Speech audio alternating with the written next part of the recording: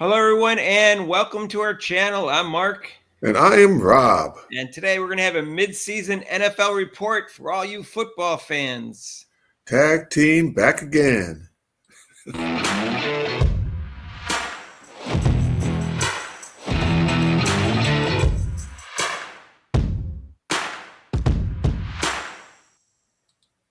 So, hey, if you haven't subscribed to our channel yet, please do so. Hit that notification bell when you do so you get notified of our next video. So, we were on vacation for a couple weeks, but now we're back in full force, and we're going to start out with some football because we haven't done enough football videos yet.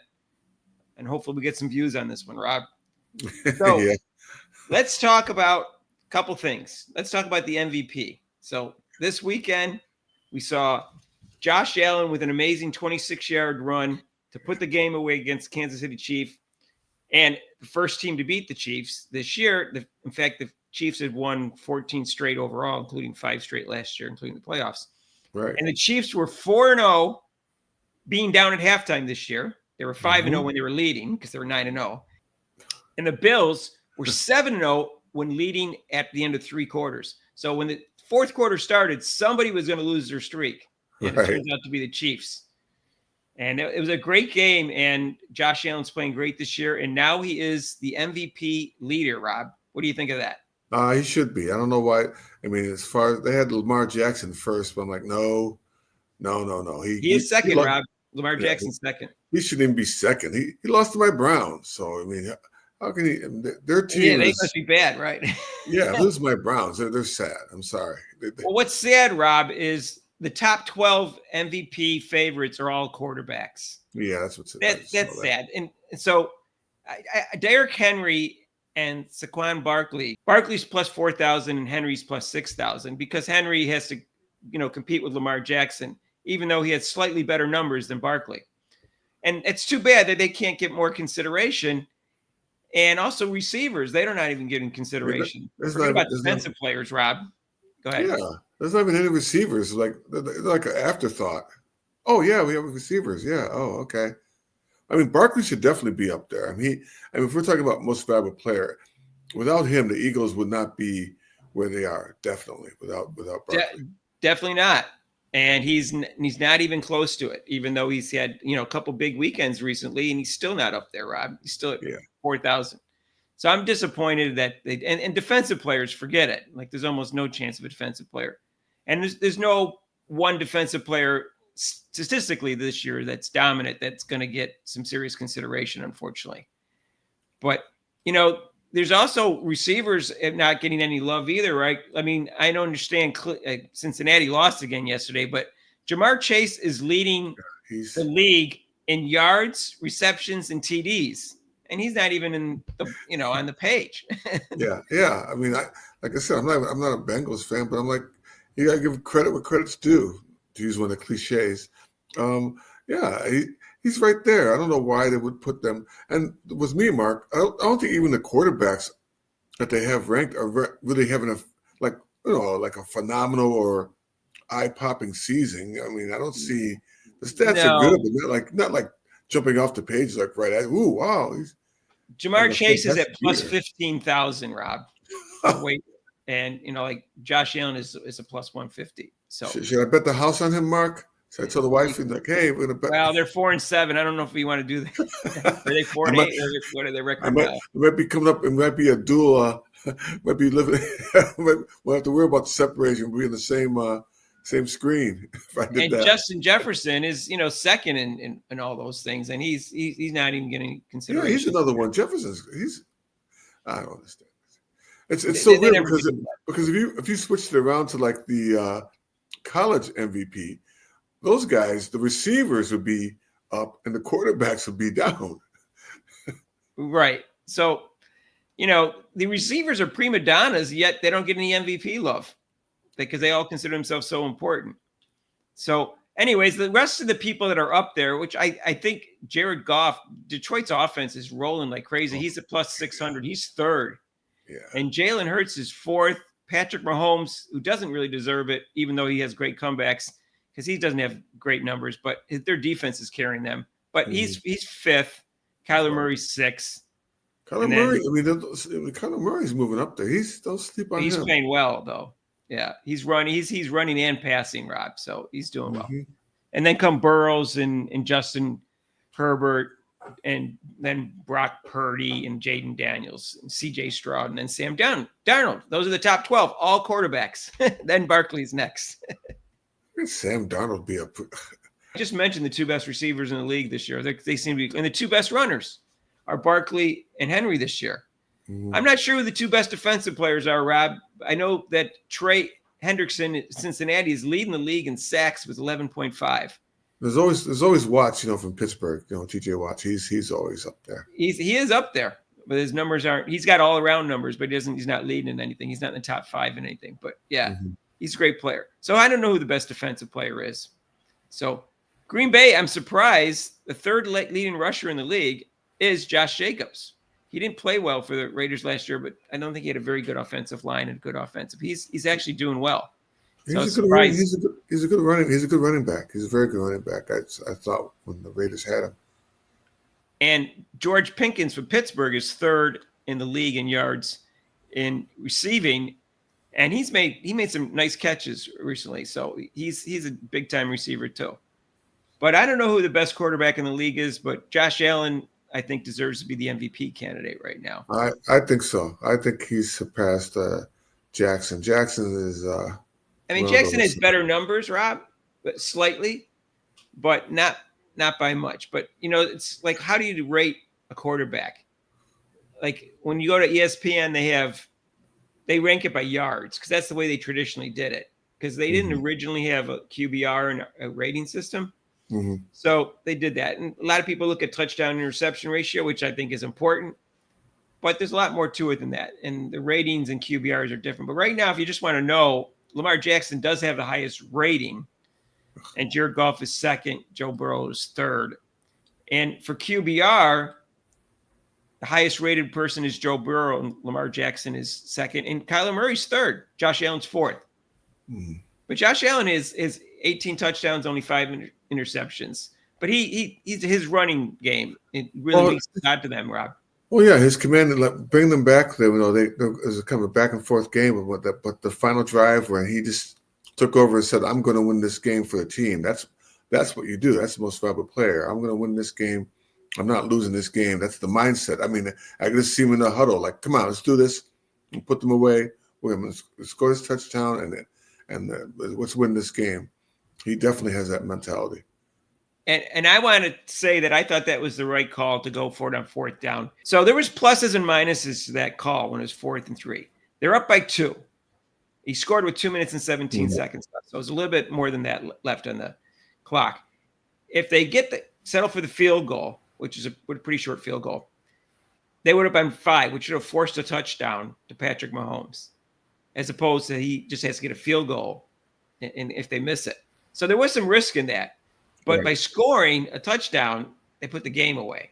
Pretty much. They needed 9 points at that point, and unless you get a quick touchdown and they also get the onside kick and then a quick field goal, the game's put away. So I wouldn't have faulted him. I'm sure people might have.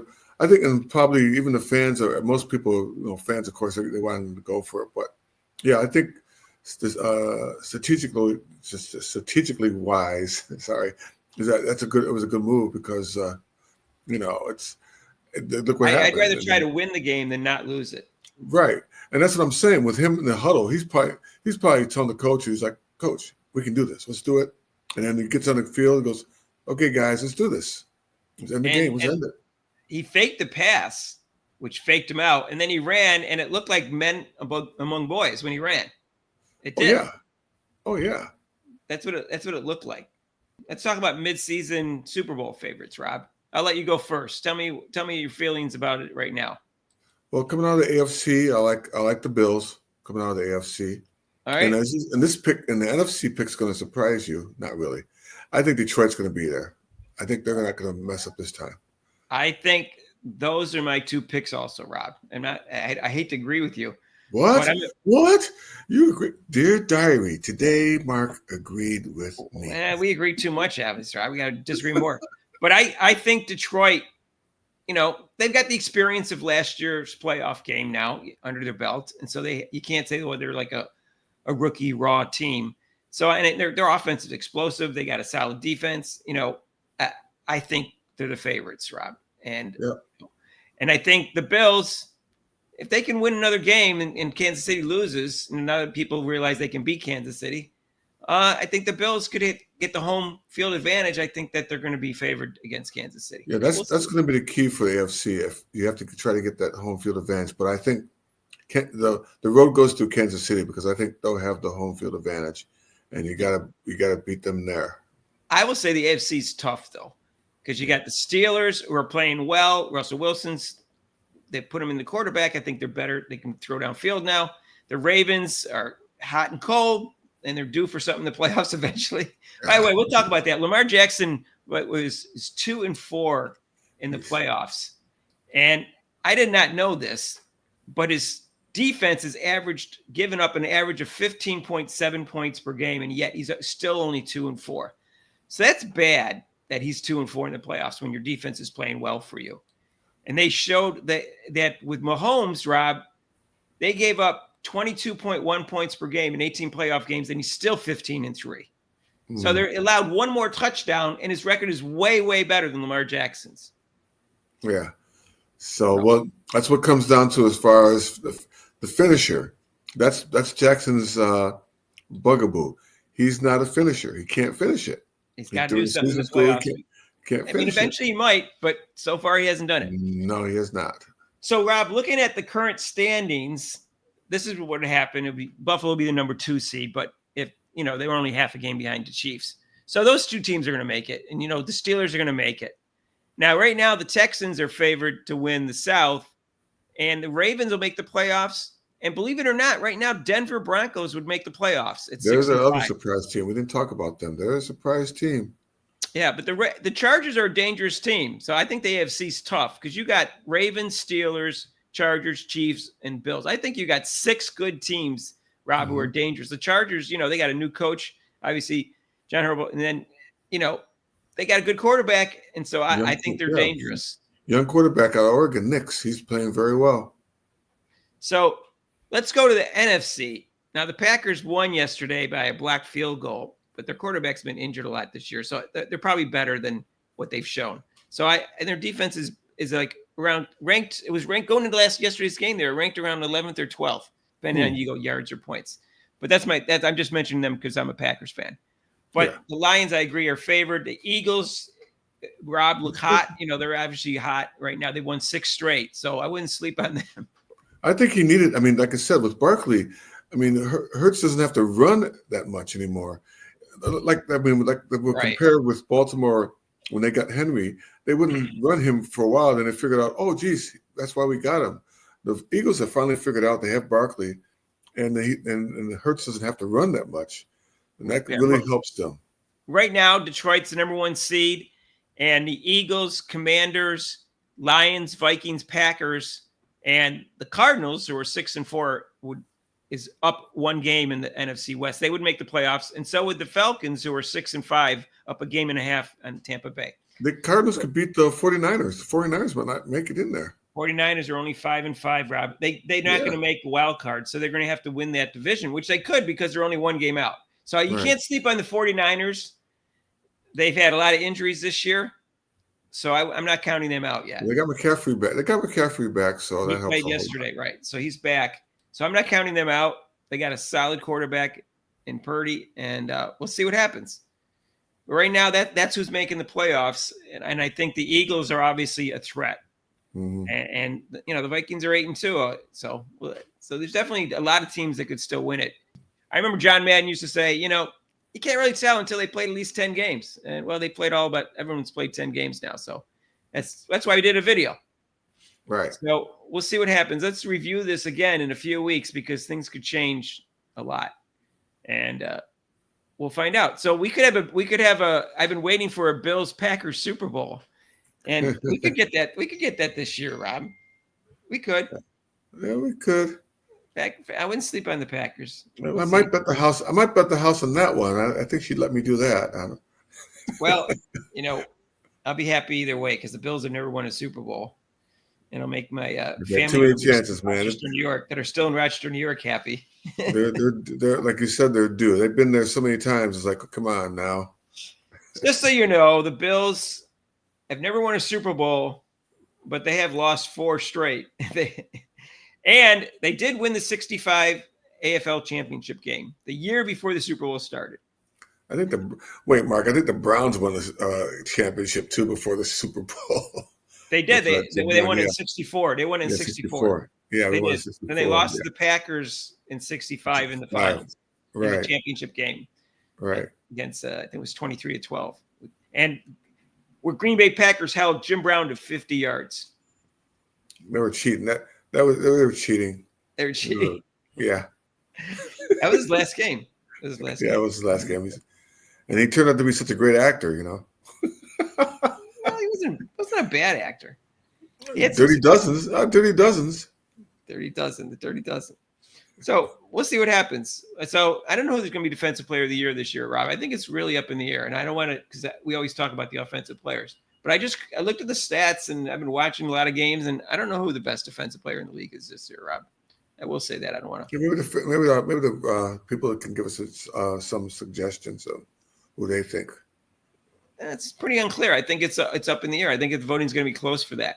Now, I will say that even though they don't get a lot of MVP love, I will say that the 2 receivers and the 2 running backs that we mentioned, they're going to all have a good shot at the offensive player of the year, which is basically for everybody but quarterbacks.